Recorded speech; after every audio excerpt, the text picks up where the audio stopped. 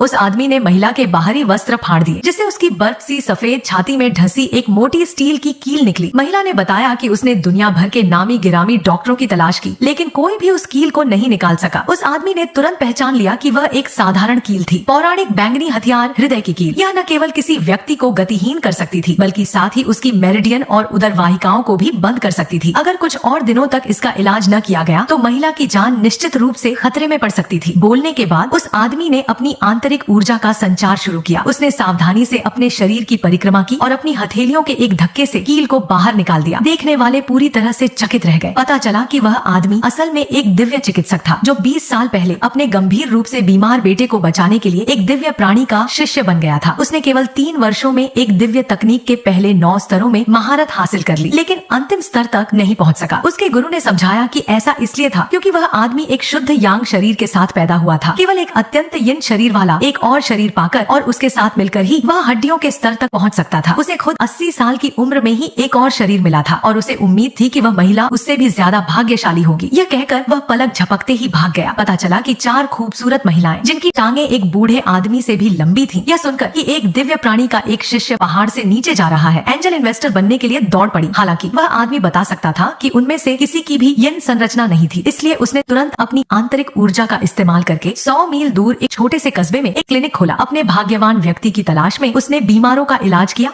और लोगों की जान बचाई, लेकिन शायद प्रेम संबंधों में उलझे रहने के अपने भाग्य के कारण उसके पास आने वाले ज्यादातर लोग धनी युवतियां थीं। कुछ ही समय में वह आदमी एक प्रसिद्ध स्त्री रोग विशेषज्ञ बन गया। एक दिन यान परिवार की सबसे बड़ी बेटी उसकी प्रतिष्ठा के बारे में सुनकर उससे मिलने आई। अंदर जाते ही उसने देखा कि वह आदमी महिला मरीज का हाथ छू रहा है और अजीबोगरीब बातें कर रहा है। यह देखकर मिस यान और उसकी सबसे अच्छी दोस्त को शक हुआ कि क्या वह आदमी कोई असली डॉक्टर है, लेकिन चूंकि वे पहले से ही वहाँ मौजूद थे, इसलिए उसने उस आदमी की चिकित्सा कला को आजमाने का फैसला किया। जैसे ही उसने अपना मुंह खोला, उस आदमी को अपनी ओर एक ठंडी लहर महसूस हुई, बिल्कुल वैसी ही जैसी उसके गुरु ने बताई थी। उसने तुरंत अपनी शुद्ध यांग ऊर्जा का इस्तेमाल करके महिला के मेरिडियंस को टटोला, लेकिन जैसे ही उसने उसके कॉलर बोन को छुआ, उसके सबसे अच्छे दोस्त ने उसे बीच में ही रोक दिया। उस आदमी ने कहा कि मिस यान के लक्षण असामान्य हैं और उन्हें विशेष जांच की जरूरत है। उसकी सबसे अच्छी दोस्त ने गुस्से में उसे नकली डॉक्टर और असली व्यभिचारी करार दिया और कहा कि उसके पिता ने उस पर चाय फेंकी है। जैसे ही वह आदमी समझाने वाला था, फोन बज उठा। यह देखकर उसकी सबसे अच्छी दोस्त ने उस आदमी के दिखावे का मजाक उड़ाया। उसके जैसा व्यभिचारी अगर देवी एक नीम हकीम के लिए एक स्नेह सूचक शब्द को देख ले तो शायद किसी गड्ढे में छिप जाएगा। उसने बताया कि उसके पिता ने उसके पति को फोन करके कहा था कि आकर इस ढोंगी को सबक सिखाओ। उसी समय काले कपड़े पहने दर्जनों आदमी अचानक क्लिनिक को घेर कर आ गए। फिर देवी को सबके सामने धकेल दिया गया। इसके बाद वही दृश्य शुरू में हुआ। कील के उड़ जाने के बाद देवी को खून की उल्टी हुई और वह बेहोश हो गई। उसकी महिला